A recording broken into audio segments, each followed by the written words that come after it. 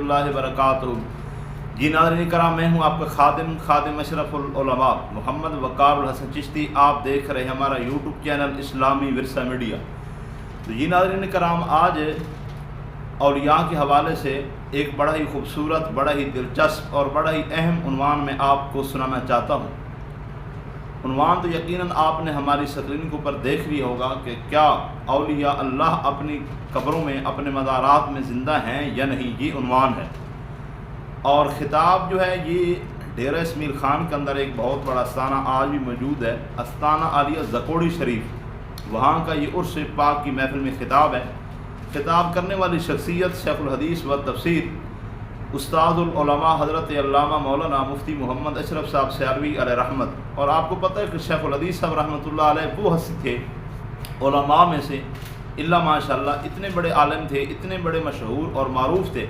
वो सिर्फ़ किसी एक ज़िले में या किसी एक सूबे के अंदर मशहूर नहीं थे, बल्कि वो कराची से लेकर खैबर तक, लाहौर से लेकर क्या वे एबटाबाद, कोयटा तक, कोई शायद पाकिस्तान का ऐसा इलाका हो जहाँ शेखुल हदीस साहब रहमतुल्लाह अलैह ने अपनी ज़िंदगी में खिताब न किया हो। और अक्सर इलाके तो ऐसे थे जो शेखुल हदीस साहब किस कदर दीवाने थे कि साल में कई बार वहाँ तशरीफ़ ले जाते। उन इलाका जात में एक इलाका डेरा इस्माइल ख़ान भी है, ऐसा इलाका कि शायद डेरा इस्माइल ख़ान का कोई ऐसा गिरां, ऐसा कोना हो जहाँ शेखुल हदीस साहब न पहुँचे हो। तो ये डेरा इस्माइल ख़ान का ख़िताब है। आइए सबसे पहले शेखुल हदीस साहब का ख़िताब सुनते हैं। ये खिताब तवील था, इसलिए इसका एक पार्ट पहले सुनते हैं, दूसरा पार्ट फिर मैं सुनाऊंगा। आइए शेखुल हदीस साहब का खिताब सुनते हैं। या सय्यदी या रसूलल्लाह व अला आलिका व अस्हाबिका या सय्यदी या हबीबल्लाह, अस्सलातु वस्सलामु अलैका या रहमतल लिल आलमीन व अला आलिका व अस्हाबिका या शफीअल मुज़निबीन। साहिब सदर गिरामी कदर ज़ेले मसनद आस्ताना आलिया ज़कोड़ी शरीफ हज़रत क़िबला पीर मोहम्मद खालिद रज़ा साहिब ताबत बरकातुहुल आलिया, हज़रात मशाइख़ इज़ाम, उलमाए किराम, बुज़ुर्गों भाइयों, ये तकरीब सही जिसमें आप सब हज़रात को और मुझे भी हाज़री की सआदत हासिल हो रही है, ये उर्स पाक की तकरीब है। और कुछ लोगों का तसव्वुर ये है, ख्याल ये है कि मौत मिट जाने का नाम है, जो मर गया वो मिट गया, खत्म हो गया, नेस्तो नाबूद हो गया, नामो निशान हो गया। तो आया कुरान और हदीस की रोशनी में बंदा मोमिन की मौत मिट जाने का नाम है या एक मकान से दूसरे मकान की तरफ मुंतकिल होने का नाम है। कुरान हमें ये बतलाता है, हदीस रसूल सल्लल्लाहु अलैहि वसल्लम हमारी इस तरफ रहनुमाई करवाती है कि मौत मिट जाने का नाम नहीं है, बल्कि एक मकान से निकलकर दूसरे मकान की तरफ मुंतकिल होने का नाम। अल्लामा इकबाल मरहूम कह गए, मौत को समझा है गाफिल, इख्तिताम जिंदगी है ये शाम जिंदगी, सुबह दवाम जिंदगी। अगर एक जिंदगी की शाम हो रही है और उस पर बज़ाहिर मौत वारिद हो रही है, तो फिर इसी मौत के अंदर से ही एक सुबह दवाम वाली जिंदगी जो है वो जन्म ले रही है। अल्लाह तबारक व तआला ने इस मौत की हकीकत बयान करते हुए क्या इरशाद फरमाया, या अय्युहन नफ्सुल मुतमइन्नतु इरजिई इला रब्बिके रादियतम मर्दिया, ऐ इत्मीनान वाले नफ्स अपने रब की तरफ वापस आ, लौट आ, इस हाल में कि तू अल्लाह से राजी और अल्लाह तुझसे राजी। फदखुली फी इबादी, मेरे मकबूल बंदों में दाखिल हो जा, वदखुली जन्नती, और मेरी जन्नत में दाखिल हो जा। अल्लाह तबारक व तआला ने 3 हुक्म दिए हैं, अपने रब की तरफ वापस आ, मेरे मकबूल बंदों में दाखिल हो जा और मेरी जन्नत के अंदर दाखिल हो जा। तो जो मिट जाए, नेस्तो नाबूद हो जाए, न उसकी वापसी का तसव्वुर हो सकता है, न उसके किसी मुकद्दस गिरोह के अंदर शमूलियत का तसव्वुर हो सकता है, न ही किसी मकान के अंदर उसके मुतमक्किन और जागुज़ीन होने का तसव्वुर हो सकता है।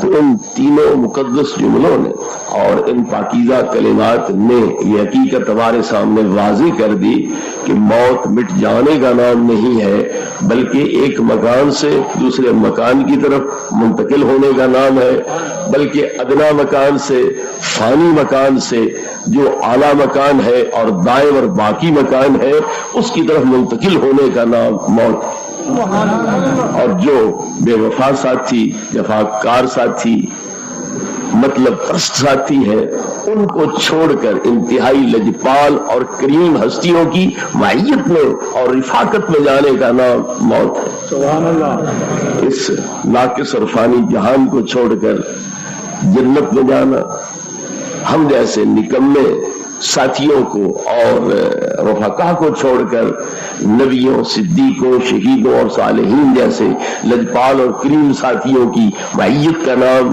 موت ہے، اور اللہ رب العزت کی بارگاہ ناز میں حاضری کا نام موت ہے۔ اللہ تبارک و تعالیٰ نے جب اسے رجوع کا حکم دیا کہ میری طرف واپس آ، تو واپسی ادھر کو ہوتی ہے جدھر سے کوئی آتا ہے۔ اگر کوئی پشاور سے آیا، دربار پاک میں حاضری دی، تقریبی عرس میں شمولیت کی، پھر پشاور جائے تو اسے کہیں کہ واپس گیا ہے۔ کوئی ڈیرہ غازی خان سے آیا پھر واپس ادھر جائے تو اس کو واپسی سے مراجعات سے تعبیر کیا جائے گا۔ تو جدھر سے کوئی آتا ہے ادھر جائے تو یہ مراجعت ہے، یہ واپسی ہے۔ تو پتہ چلا کہ انسان کا روح، انسان کا نفس، انسان کی حقیقت یہ اسی دیش سے آئی ہے، اور اب موت کی صورت میں یہ واپس اپنے اسی وطن کی طرف جا رہی ہے۔ تو مطلب یہ نکلا کہ یہاں ہمارا نفس، ہمارا روح، ہماری حقیقت وہ ایک پردیسی ہے، اور اسے واپس اپنے وطن میں بلایا جا رہا ہے کہ تیرا پردیس ختم ہو گیا، غریب الوطنی ختم ہو گئی، جلاوطنی ختم ہو گئی، اب تو واپس اپنے دیش میں آ سکتا ہے۔ تو پھر کیا کہا جائے گا کہ جب تک کوئی پردیسی ہو تو زندہ ہوتا ہے، جب دیش میں آ جائے تو مر جاتا ہے، مٹ جاتا ہے۔ جب یہاں نفس پردیسی ہے، روح پردیسی ہے، اور واپس اپنے وطن کو جا رہا ہے، تو یہاں تھا تو کہا گیا زندہ ہے، اور واپس وطن پہنچا تو کہا مردہ ہے۔ تو پھر سوچنے کی بات یہ ہے کہ ہر جو وطن میں ہوتا ہے وہ مردہ ہوتا ہے، اور جو پردیس میں ہوتا ہے وہ زندہ ہوتا ہے۔ تو ماننا پڑے گا کہ اگر پردیس میں زندہ تھا تو پھر اپنے وطن میں جا کر، اصلی مقام میں جا کر اسے اعلیٰ ترین زندگی جو ہے اللہ رب العزت کی طرف سے وہ عطا ہوتی۔ عام طور پر ہم سمجھتے ہیں کہ ہم وطن میں ہیں، جو مر گیا وہ پردیس میں جا رہا ہے، لیکن اللہ رب العزت نے ہمیں یہ سبق دیا ہے کہ تم پردیسی ہو، جو مر رہا ہے بشرطے کہ مومن ہو اور نیک ہو، وہ اپنے وطن کو واپس آ رہا ہے۔ پھر اللہ رب العزت نے بلاتے وقت، دعوت دیتے وقت اپنے ناموں میں سے جو جلالی نام ہے وہ نہیں استعمال فرمایا، جبار، قہار، منتقم، اس طرح کے صفات ذکر نہیں کیے۔ ارجعی الی ربی کے، جو تیرا پالنے والا ہے اس کی طرف واپس آ۔ تو جب کوئی پردیس میں ہو اور پھر اسے خیال آئے کہ میں اپنے وطن جاؤں، ماں باپ کے پاس جاؤں، اپنے بزرگوں کی بارگاہ میں حاضری دوں، تو وہ ڈرتا نہیں، پریشان نہیں ہوتا۔ کیوں؟ ابا جان شفقت کا ہاتھ میرے سر پہ رکھیں گے، امی جان میری پیشانی پر شفقت سے بوسہ دیں گی، اور ان کی آغوش شفقت میرے لیے واہ ہوگی۔ تو جب کوئی پردیس سے گھر آئے ماں باپ کی بارگاہ میں، اسے ڈر کوئی نہیں ہوتا، خوف کوئی نہیں ہوتا، پریشانی لاحق نہیں ہوتی۔ تو اللہ رب العزت بھی اس بندے کو مطمئن کر رہا ہے کہ اگر ان مجازی پالنے والوں کے پاس جاتے ہوئے تجھے ڈر خوف نہیں ہوتا، کوئی اضطراب، کوئی بے چینی پریشانی نہیں ہوتی، تو میں حقیقی پالنہار ہوں، میرے پاس آتے ہوئے بھی تجھے کوئی ڈر خوف محسوس نہیں کرنا چاہیے۔ راضیۃ مردیہ، لوٹ اس حال میں کہ تو مجھ سے راضی، میں تجھ سے راضی۔ فادخلی فی عبادی، میرے مقبول بندوں میں شامل ہو جا۔ وہ کون ہستیاں ہیں جن میں شمولیت کا مجدہ سنایا جا رہا ہے اور شامل ہونے کی سعادت بخشی جا رہی ہے؟ قرآن کی تفسیر کرتا ہے من یطع اللہ والرسول اولئک مع الذین انعم اللہ علیہم من النبیین والصدیقین والشہداء والصالحین وحسن اولئک رفیقا. جو اللہ کی اطاعت کرے اور اس کے رسول مقبول صلی اللہ علیہ وسلم کی اطاعت کرے تو وہ ان ہستیوں کی معیت اور رفاقت میں ہوگا جن پر اللہ کا انعام. وہ خوش نصیب جو اللہ کی طرف سے انعام یافتہ ہے اور اس سعادت سے باخبر ہے وہ کون ہے؟ انبیاء ہے، صدیقین، شہداء اور صالحین. وحسن اولئک رفیقا، اور وہ بڑے ہی لجپال، کریم اور مہربان ساتھی ہیں. تو گویا حکم کیا دیا جا رہا ہے؟ فادخلی فی عبادی، ان مقبول بندوں کے اندر شامل ہو جا. اگر موت کی صورت میں یہ بشارت مل رہی ہو کہ مر کے نبی کریم علیہ السلام کی زیارت ہوگی تو جن کو نبی کریم علیہ السلام سے تعلق ہے وہ اس موت کو نعمت سمجھیں گے اور اس زندگی کو اپنے لیے سہانے روح سمجھیں گے. وہ موت ہزاروں زندگیوں سے بہتر ہے جو نبی پاک کی بارگاہ وصل تک پہنچا دے، اور وہ زندگی جس سے محروم کرے وہ ہزاروں موتوں سے بدتر. اسی لیے کسی نے کہا ہے روح نہ کیوں ہو مضطرب، موت کے انتظار میں سنتا ہوں مجھ کو دیکھنے آئیں گے وہ مزار میں. حضرت شاہ عبدالحق محدث دہلوی علیہ رحمت، جنہوں نے متحدہ ہندوستان کو بلکہ اس وقت تک کے کابل سے لے کر برما تک کے ہندوستان کو انوار حدیث سے منور اور روشن فرمایا، اور مکہ مکرمہ مدینہ منورہ میں روحانی فیض بھی حاصل کیا اور ظاہری علمی فیوز جو ہے وہ بھی حاصل کیے، اور دونوں طرح کے فیوزات سے پھر اس ملک کو آ کر کے منور مشرف اور بہرور فرمایا. وہ فرماتے ہیں کہ جب سے یہ سنا ہے کہ قبر کے اندر نبی کریم علیہ السلام کی زیارت ہوگی تو جی چاہتا ہے زندہ قبر میں چلے جائے، پتہ نہیں کب موت آئے، کون انتظار کرتا رہ جائے، جی چاہتا ہے زندہ قبر میں چلے جائے.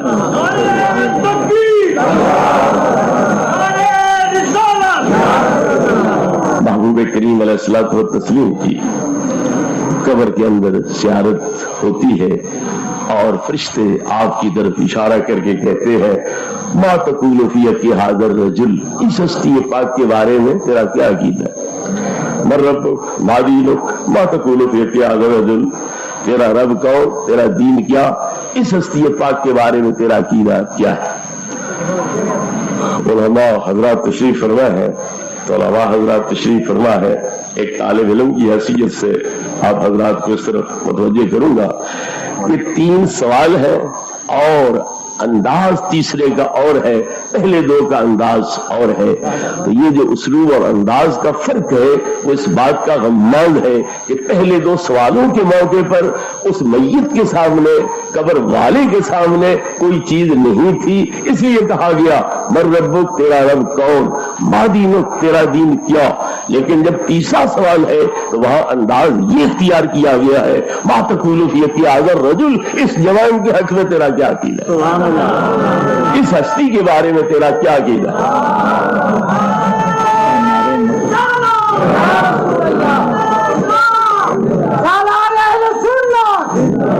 تو اس سوال کا انداز اور ہے، پہلے 2 سوالوں کا انداز اور ہے.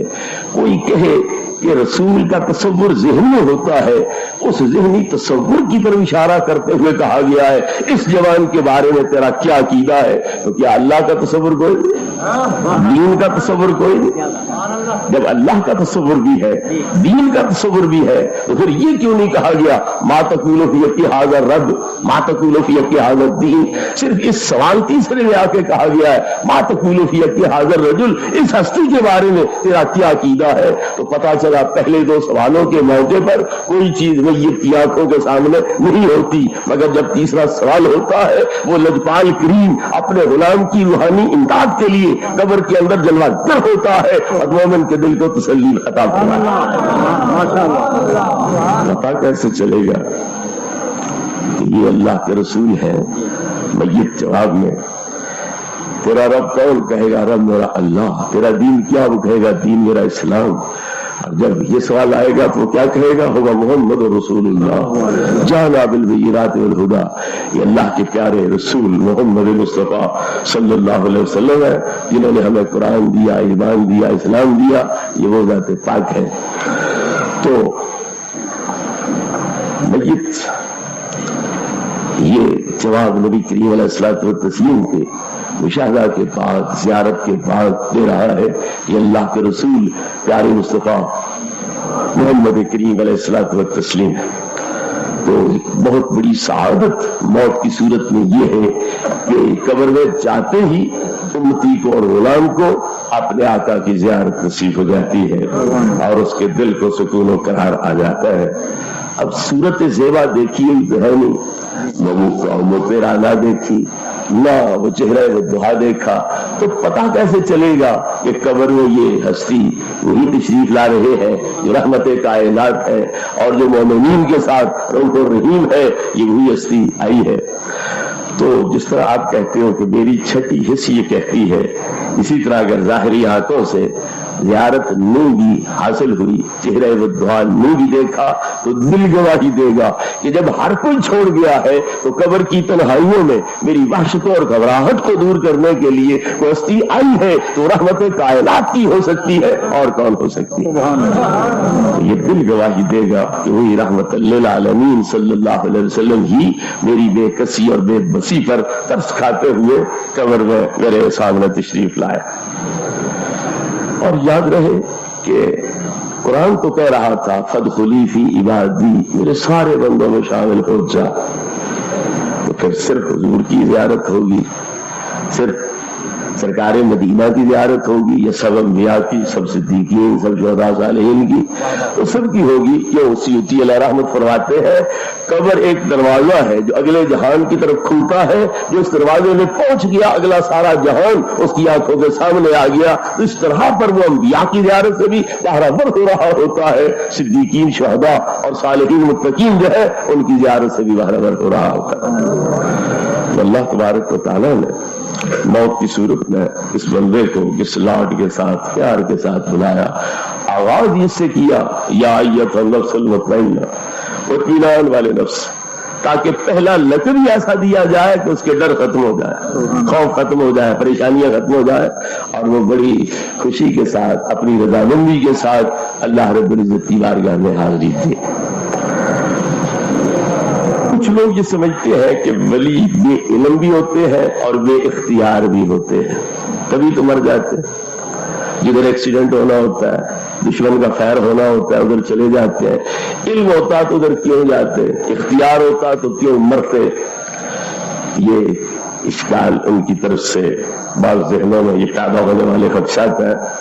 تو میں اس صورت میں عرض کروں گا کہ اللہ تبارک و تعالی نبیوں کو یا ولیوں کو اس وقت تک موت دیتا ہی نہیں ہے جب تک وہ آپ اپنی موت کو اختیار نہ کر لیں۔ جبراً موت ان پہ نہیں وارد کی جاتی، ان کی مرضی سے موت ان پہ وارد ہوتی ہے۔ وہ پسند کرے موت کو تو موت آتی ہے، نہ پسند کرے تو موت آتی ہی نہیں۔ موسیٰ علیہ السلام کے پاس اللہ رب العزت نے ملک الموت کو بھیجا، وہ بشری حالت میں سامنے آئے اور کہا عجب ربا کا، چلو رب کے پاس، میں ملک الموت ہوں، میں تمہیں مارنے کے لیے آیا ہوں، روح قبض کرنے کے لیے۔ وہ جلالی پیغمبر سے دے تھپڑ مارا ان کے منہ پر، آنکھ اڑ کے پرے جا پڑی۔ انہوں نے اپنی آنکھ کا ڈھیلا سنبھالا، واپس اللہ رب العزت کی بارگاہ میں حاضر ہو کے کیا عرض کیا؟ ارسلتنی الی عبد لا یرید الموت وقد فاقا عینی، خدایا آج تو نے کہاں بھیج دیا تھا؟ تو نے ایسے بندے کے پاس بھیجا جو مرنے کی صلاح ہی نہیں رکھتا تھا، جس کا مرنے کا ارادہ ہی نہیں تھا، اور دیکھ اس نے میری آنکھ پھوڑ دی، آنکھ نکال دی۔ بخاری شریف، مسلم شریف کی حدیث ہے، متفق علیہ ہے۔ تو اللہ تعالیٰ نے کیا کیا؟ فرد اللہ علیہ عینہ، اللہ نے اس کی آنکھ ٹھیک کر دی اور اب جا ان کو میرا سلام پیش کر، اپنا سلام دے اور پوچھ حضور پروگرام کیا ہے؟ یہاں رہنا چاہتے ہو یا اللہ کے پاس آنا چاہتے ہو؟ یہاں رہنا ہے تو جی بسم اللہ ٹکے رہو، آنا ہے تو میں خادم ہوں، میں لے چلتا۔ اب ملک الموت واپس پھر آئے، حضرت موسیٰ علیہ السلام کو اللہ کا سلام پہنچایا، اپنا سلام پیش کیا اور پوچھا اول حیات تريدو، کیا زندہ رہنے کا پروگرام ہے اس دنیا میں اور زیادہ عرصہ تک بسنے کا، ٹکنے کا پروگرام ہے؟ ٹھیک ہے، بیل کی پشت پہ ہاتھ رکھو، فلاکا بکل شہرت، جو بال بھی تمہارے ہاتھ کے نیچے آئے گا سنۃ تعیش بہا، 1 سال اور زیادہ عمر تمہیں عطا کر دی جائے گا۔ اب ایسا ہاتھ جو ملک الموت کو لگا تو آنکھ اڑ کے پرے جا پڑی اور وہ کانا ہو گیا، وہ بیل کی پشت پہ رکھا جائے، سینکڑوں کیا ہزاروں بال نیچے آ سکتے ہیں، اور ایک ایک بال کے بدلے 1 سال عمر کا اضافہ ہو سکتا ہے، ہزاروں سال لمبی عمر مل سکتی ہے۔ لیکن آپ پوچھتے ہیں ثم ماہ، پھر کیا ہوگا؟ میں اتنا عرصہ جو یہاں زندہ رہ لوں گا پھر کیا ہوگا؟ تو ملک الموت نے عرض کیا کہ اللہ ایک اعلان کر چکا ہے، کل نفس ذائقۃ الموت، ہر نفس موت کو چکھنے والا ہے، لہذا اس وعدے کو پورا کرنا پڑے گا، خواہ ایک لمحہ کے لیے بھی صحیح لیکن وہ پورا تو ہونا ہے۔ تو فرمایا فالآن اذن، مجھے ابھی موت چاہیے، میں اتنی لمبی مدت تک زندہ رہنا پسند نہیں کرتا ہوں، ابھی مجھ پہ موت وارد کر دی جائے۔ تو جب تک موت کو انہوں نے خود اختیار نہیں کیا ہے اس وقت تک ان پر موت وارد نہیں ہوئی، بلکہ ملک الموت کو تھپڑ مار کے کانا کر کے خالی واپس بھیج دیا۔ اللہ تبارک و تعالیٰ نے ملک الموت کو بھیجا، کیا اللہ کو پتا نہیں تھا یہ روح قبض کیے بغیر آئے گا؟ پتا تھا کوئی نہیں، تھپڑ کھا کے آئے گا، آنکھ نکلوا کے آئے گا، زخمی ہو کے کانا ہو کے آئے گا، اللہ کو پتا تھا، پھر بھی بھیج دیا۔ ضروری نہیں کہ ایسے حادثے بے علمی میں ہو جائیں، بے خبری میں ہو جائیں، علم خبر کے باوجود بھی ہو جاتے ہیں۔ ملک الموت کو بھیج دیا اور پتہ ہے کہ جلالی پیغمبر ہے، وہ یہ سلوک کرے گا، لیکن اس کے باوجود بھیجا ہے۔ کیوں؟ پیغمبر کی عظمت ظاہر کرنا مقصود ہے کہ تو جہاں بھی جاتا ہے روح کھینچ کے چلا آتا ہے، تو یہ مت سمجھنا کہ کوئی تیری طاقت پاور کی وجہ سے وہ مروب ہو جاتے ہیں، یہ میرے امر کے نیچے سر تسلیم خم کرتے ہیں، اور اگر میرا امر نہ ہو تو ایسے بھی ہے جو تجھے تھپڑ بھی مارے، کہنا بھی کرے، خالی واپس بھی لوٹا دے۔ حضرت موسیٰ علیہ السلام ملک الموت کے نبی میں ہمارے آقا و مولا صلی اللہ علیہ وسلم تمام فرشتوں کے نبی اور رسول ہیں، لیکن جب نبی نہیں موسیٰ علیہ السلام ان کے اور وہ امتی نہیں، اس کے باوجود ادب کا حال یہ ہے تو جس ہستی کے امتی اور غلام ہے ان کے ادب کا حال کیا ہوگا؟ حضرت موسیٰ نبی علیہ السلام کی بارگاہ میں حضرت ملک الموت نے ادب و نیاز کا مظاہرہ کیا کیا؟ جلال میں نہیں آئے، جوش میں نہیں آئے، اپنی طاقت کا مظاہرہ کرنے کی کوشش نہیں کی کہ میں نے تمہیں پہلے کچھ نہیں کہا، تم نے مار لیا، زخمی کر دیا، میری آنکھ پھوڑ دی، اب میں اپنی طاقت ظاہر کرتا ہوں، نہیں، بلکہ مجسمہ ادب بن کے واپس اللہ کی بارگاہ میں چلے وہاں جا کے عرض کیا ہے کہ خدایا کدھر بھیج دیا تھا؟ ایسے بندے کے پاس بھیج دیا جس کا مرنے کا پروگرام ہی کوئی نہیں تھا۔ اس سے پتا چلا کہ ہمارے پاس آتا ہے ملک الموت اپنا پروگرام نافذ کرنے کے لیے، لیکن جب ان محبوبان بارگاہ کے پاس آتا ہے تو ان کا پروگرام پوچھنے کے لیے آتا ہے۔ اگر وہ کہے کہ ہم تیار ہیں اللہ کی بارگاہ میں آنا چاہتے ہیں تو پھر وہ روح قبض کرتا ہے، اگر کہے نہیں تو واپس چلا جا تو پھر وہ واپس چلا جاتا ہے۔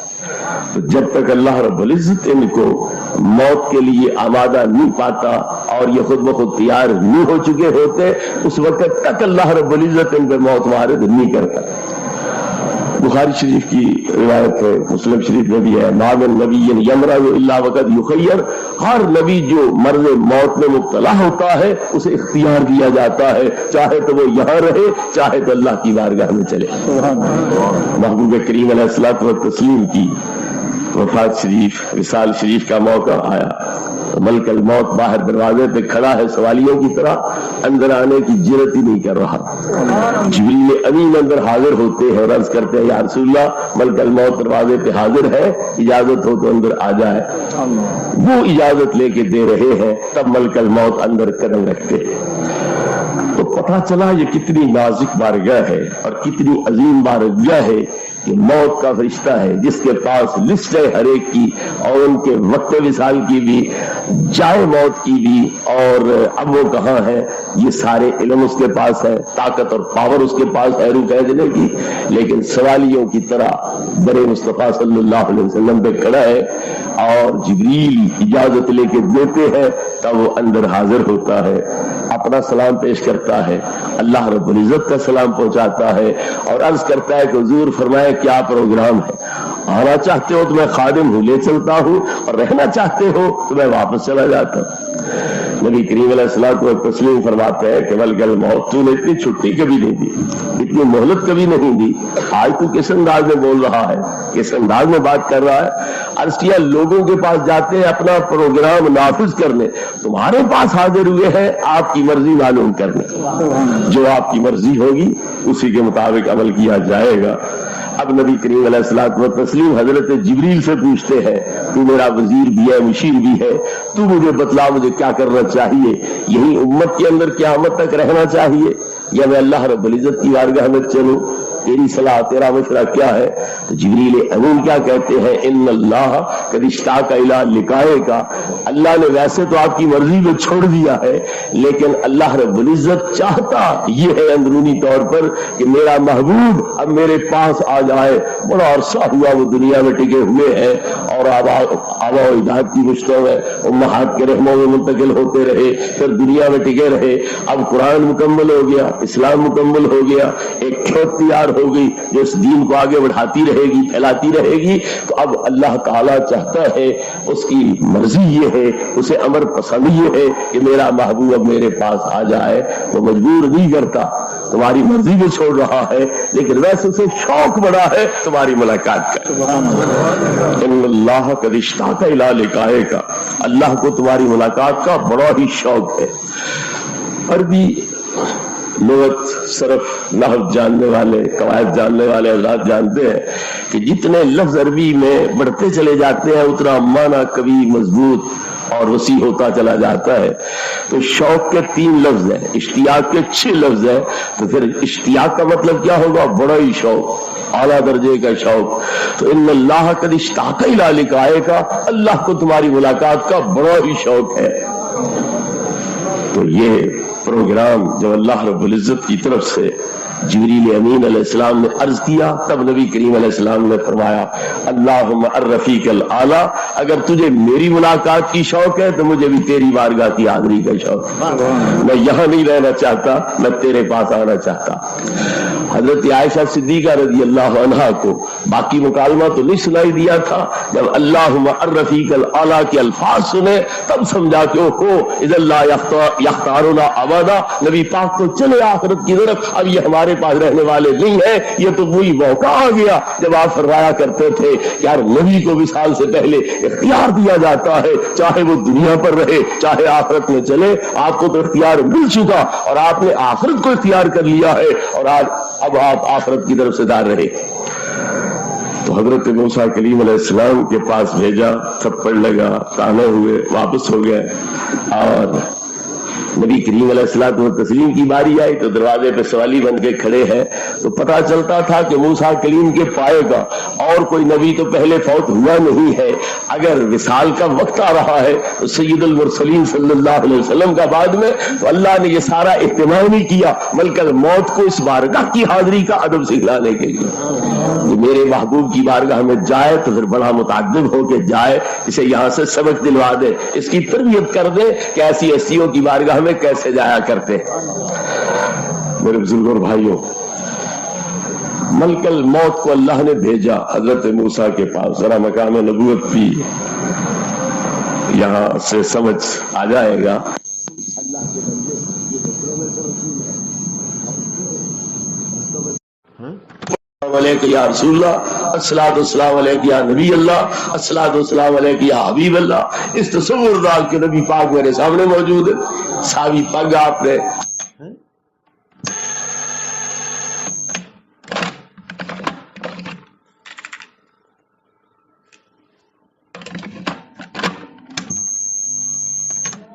وکیل ہے رحمت اللہ دیوبند پیر و مرشد، وہ کہتے ہیں جب نبی پاک کی زیارت نبی ہوندی ہوئے وہ اے درود پڑھے، الصلاۃ والسلام علیکم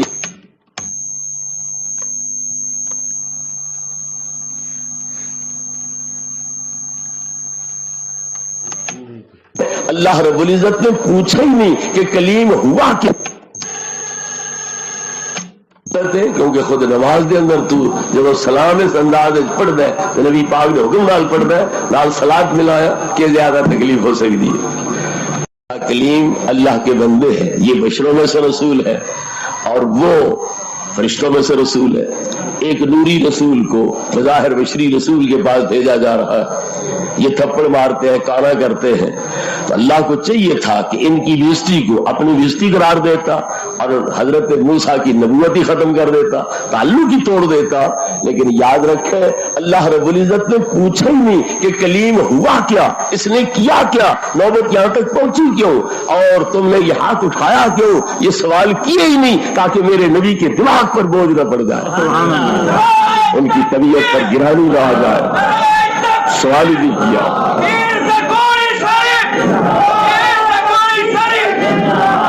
اس سے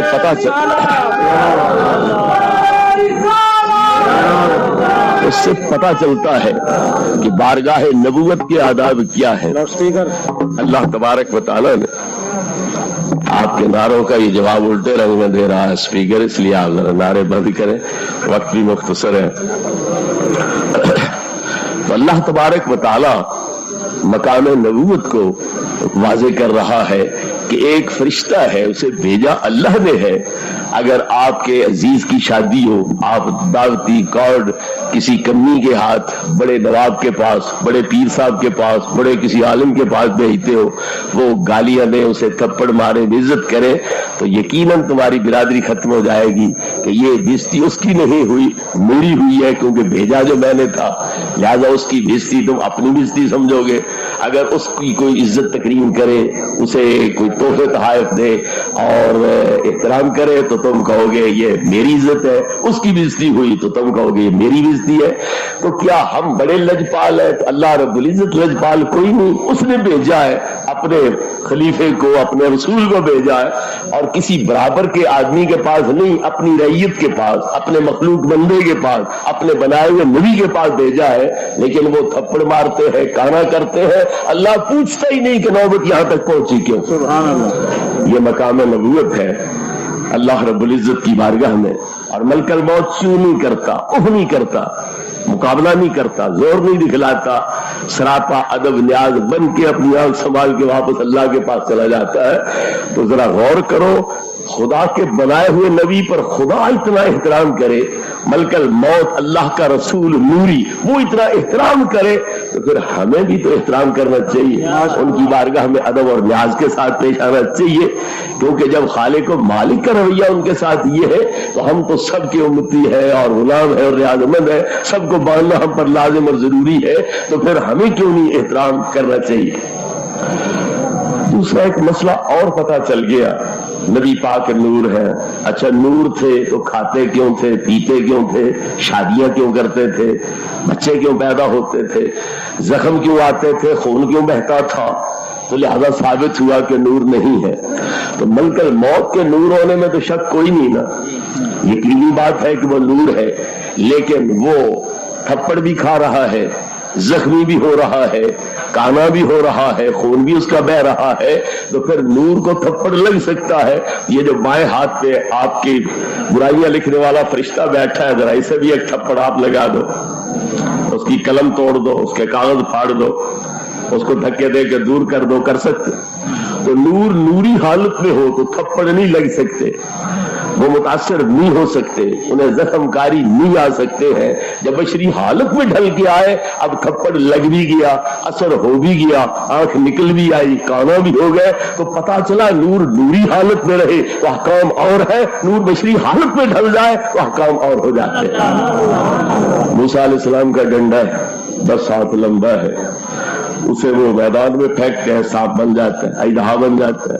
اب ڈنڈا جب تک ڈنڈا ہے نہیں کھاتا پیتا، لیکن جب وہی ڈنڈا اژدہا بنا تو 70,000 ڈنڈے اور رسے جو جادوگروں نے سانپ بنا کے لوگوں کو دکھلائے ہوئے تھے، ان سب کو یہ نگل گیا، ہضم کر گیا. نہ کسی رسے کی کوئی تار باہر نظر آئی، نہ کسی ڈنڈے کی کوئی چپڑ جو ہے وہ باہر نکلی، سب کچھ اندر ہضم بھی ہو گیا. کھایا بھی اتنا جتنا کسی نے کھایا نہیں ہے، اور ہضم بھی اس طرح کیا کہ اتنا آج تک کسی نے ہضم ہی نہ کیا.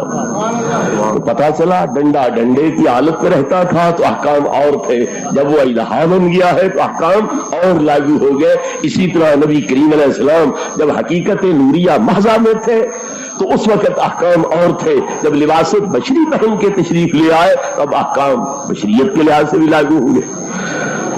تو یہ واقعہ اس بات کی بھی دلیل ہے کہ جب نوری کیوں نہ ہو پر لباس بشری میں ڈھلے پھر اس پر احکام بشریت والے بھی جاری ہوتے ہیں.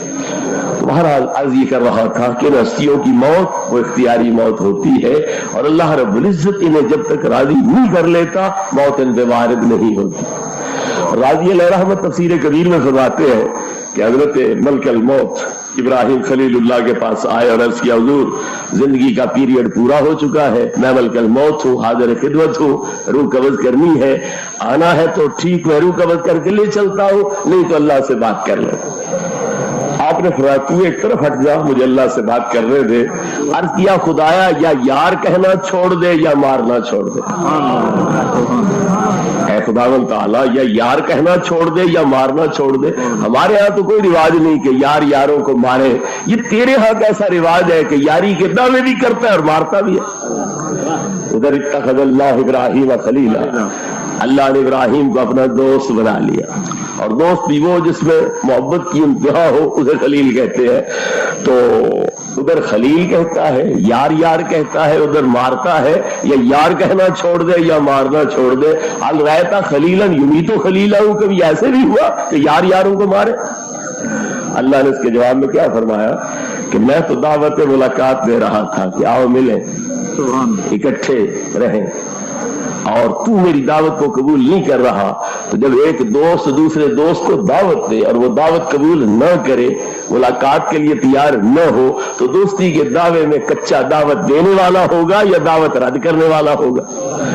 حل رہتا خلیلن یکرہ لقاء خلیل ہی. کبھی ایسے بھی ہوا کہ دوست کی ملاقات سے نفرت کرے, تو میں تو ملاقات کے لیے بلا رہا ہوں, تم آنے کو تیار نہیں ہو, تو پھر دوستی کے دعوے میں تم کچی ہو, میں تو نہیں کچا. حضرت ابراہیم خلیل اللہ نے کہا ملک الموت جلدی کر, میری روح قبض کر, میں تو دوستوں کی سب سے نکلا جا رہا.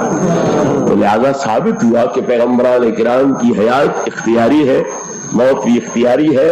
جب تک وہ آپ موت کو اختیار قبول نہیں کرتے موت ان پہ وارد نہیں ہوتی. اسی طرح اولیاء کرام کا معاملہ ہے. بخاری شریف باب التواضع جلد ثانی کی حدیث ہے, اللہ فرماتا ہے ما ترددت فی شیء انا فاعلہ کترددی النفس المؤمن یکرہ الموت واکرہ مساعتہ فلا بد لہ منہ. کہ اللہ فرماتا ہے میں کوئی کام بھی کرنے لگوں میں سوچ میں نہیں پڑتا, تردد کا شکار نہیں ہوتا, پس و پیش میں مبتلا نہیں ہوتا. لیکن ایک وقت ایسا بھی آتا ہے جہاں میرے ساتھ بھی اس طرح کی صورتحال پیش آ جاتی ہے جس طرح کہ تمہیں تردد ہوتا ہے, پس و پیش ہوتا ہے, تذبذب کا شکار ہو جاتے ہو. وہ کون سا موقع ہوتا ہے؟ جب بندہ مومن کی وفات کا وقت ہوتا ہے. وہ موت کو پسند نہیں کرتا, اور جو اسے پسند نہیں وہ اس پر مسلط کرنا میں پسند نہیں کرتا, اور فیصلہ بھی میرا اٹل ہے کہ فلاں نے فلاں وقت میں فلاں جگہ پر فوت ہونا ہے, وہ فیصلہ بھی اٹل ہے. اب میں اس کی مرضی پہ چھوڑوں, وقت مقرر گزر جائے, عدلی فیصلے کے خلاف ہے. اس کی مرضی کے بغیر موت اس پہ مسلط کر دوں, یہ دعویٰ دوستی والا جو ہے اس کے خلاف ہے. تو چاہتا میں یہ ہوں کہ اس کی مرضی بنے, عین وقت پر بنے, عین وقت پر موت وارد ہو جائے, تو موت اس کی مرضی کے بغیر بھی نہ آئے اور وقت میں تبدیلی بھی نہ کرنی پڑے, آدھی دوسری موقع پر جائے. تو یہ دونوں باتیں اکٹھی ہونی بظاہر ذرا مشکل ہے. اسی لیے فرمایا کہ جس طرح تمہیں تردد پیش ہوتا ہے مجھے بھی اس طرح کا حال پیش آ جاتا ہے. اور اللہ رب العزت اس کا حل کیا نکالتا ہے؟ پیشگی فرشتے بھیج دیتا ہے, جاؤ آسمانوں کے حجاب ہٹا دو, اس بندے کا جنتی مکان اس کے سامنے کر دو, اسے جنت کے باغات, دودھ شہد کی نہریں اور وہاں کے جو مکانات ہیں, وہاں کی جو سہولیات ہیں, وہاں کی بیویاں, وہاں کے خدام, وہاں کے پلنگ, وہاں کی آرام کرسیاں, وہاں کے گدے, وہ ساری چیزیں اسے دکھلاؤ تاکہ یہ اپنے آپ تیار ہو جائے اور یہ مسئلہ حل ہو جائے. قرآن گواہی دے رہا ہے ان الذین قالوا ربنا اللہ ثم استقاموا تتنزل علیہم الملائکہ الا تخافوا ولا تحزنوا وابشروا بالجنۃ التي كنتم توعدون نحن اولیاؤکم فی الحیاۃ الدنیا وفی الآخرہ ولکم فیہا ما تشتہی انفسکم ولکم فیہا ما تدعون نزلا من غفور رحیم۔ اللہ فرماتا ہے کہ جنہوں نے کہا رب ہمارا اللہ ہے اور پھر وہ اس پر پکے ہو گئے، خالی زبانی دعوے کرنے والے نہیں بلکہ پورے اپنے عمل سے ثابت کرتے ہیں کہ رب ہمارا اللہ ہے، ہم پروردگار اسی کو سمجھتے ہیں، اپنا رازق پروردگار اور کسی کو نہیں سمجھتے، کسی وڈیرے نواب بادشاہ کو۔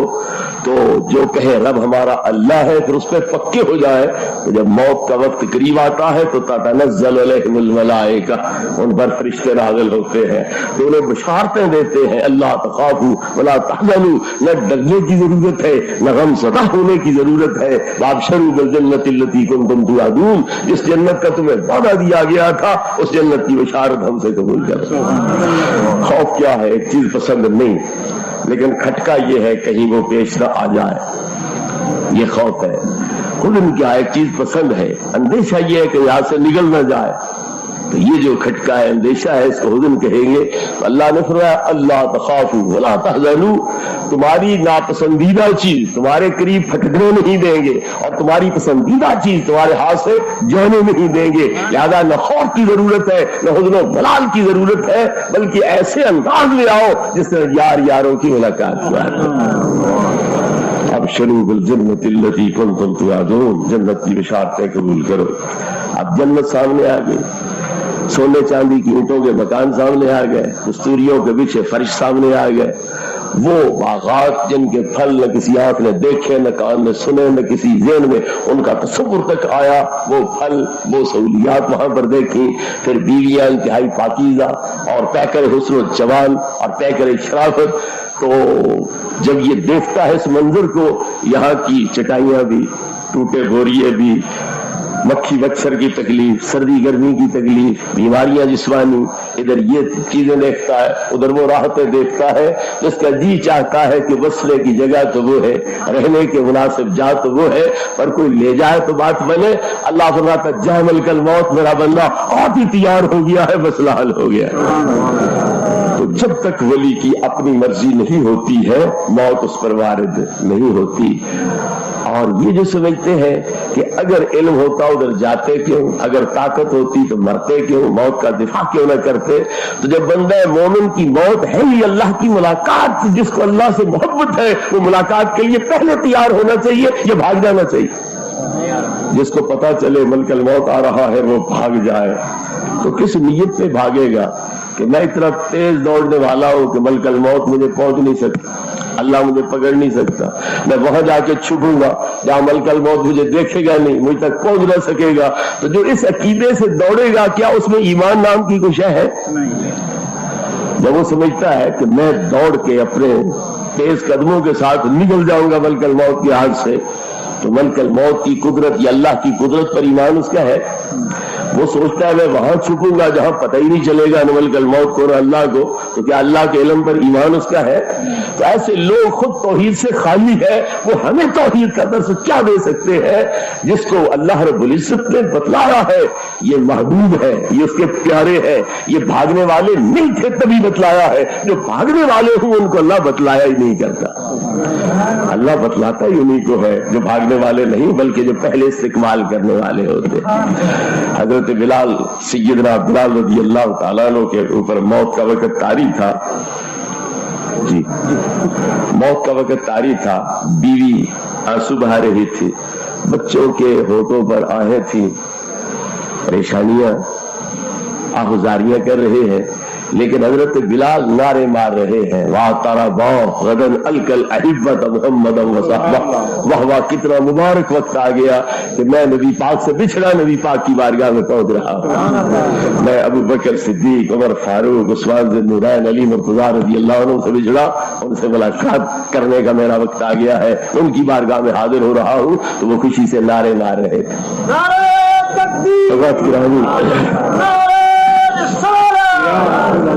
جن کو اللہ رب العزت سے یا نبی کریم علیہ السلام سے کوئی تعلق ہوتا ہے وہ موت کو نعمت سمجھتے ہیں، راحت سمجھتے ہیں۔ حضرت سیدہ فاطمہ زہرا رضی اللہ عنہا کو حضور نے بلایا، آ بیٹی ملاقات کر جا۔ وہ آپ کی مزاج پرسی کے لیے ام المومنین حضرت عائشہ صدیقہ کے حجرات پاک میں حاضر ہوئی۔ جب نبی کریم علیہ السلام کی تکلیف کو دیکھا تو کہا ابا قرب ابا، کاش، افسوس میرا باپ کتنی تکلیف میں ہے۔ تو نبی کریم علیہ السلام نے کیا فرمایا؟ لا قرب علی ابی کے بعد الیوم، بیٹی آج ہی تکلیف ہے، کل نہیں ہوگی۔ جب روح بدن میں ہو تو بیماریاں تکلیفیں ہوتی ہیں، جب روح بدن سے نکل جائے بیماریاں تکلیفیں ختم ہو جاتی ہیں۔ تو میں کل یہاں سے کوچ کر جاؤں گا تو یہ آج تکلیف ہے، کل نہیں ہوگی۔ حضرت زہرا زیادہ پریشان ہوگی کہ میں تو بیماری والی تکلیف کی وجہ سے پریشان تھی، تو یہاں مسئلہ ہی دوسرا بن رہا ہے، آپ تو دعوے مفارقت دے رہے ہیں۔ تو اور زیادہ زور سے رونے لگ گئی۔ تو نبی کریم علیہ السلام نے فرمایا اما کر دینا ان تکونی اول اہل بیتی لہوکن بی، کیا تو اس بات پہ راضی نہیں ہے کہ میرے اہل بیت میں سے سب سے پہلے تو فوت ہو گئے میرے پاس پہنچ جائے؟ کیا تو اس بات پہ راضی نہیں کہ تو سب سے پہلے میرے اہل بیت میں سے فوت ہو کے میرے پاس پہنچ جائے؟ تو حضرت زہرا ہنس پڑی۔ حضرت عائشہ دیکھ رہی تھی کہ پہلے زاروں قطار ہو رہی ہے، یکدم ہنس پڑی ہے۔ تو کہا میں تو سمجھی تھی میری بیٹی بڑی دانا ہے، زیرک ہے، ذہین فتین ہے، یہ تو بھولی بھالی نکلی، بڑی سادہ لو نکلی۔ ابھی زاروں قطار رو رہی تھی، ابھی کھلکھلا کے ہنس رہی ہے۔ رونا ہنسنا اتنا قریب کبھی نہیں دیکھا جتنا آج زہرا نے قریب کر کے دکھلا دیا۔ پوچھا بیٹی یہ معاملہ کیا تھا؟ فرمایا اماں پہلے نبی کریم علیہ السلام نے مجھے اپنی جدائی کی خبر دی،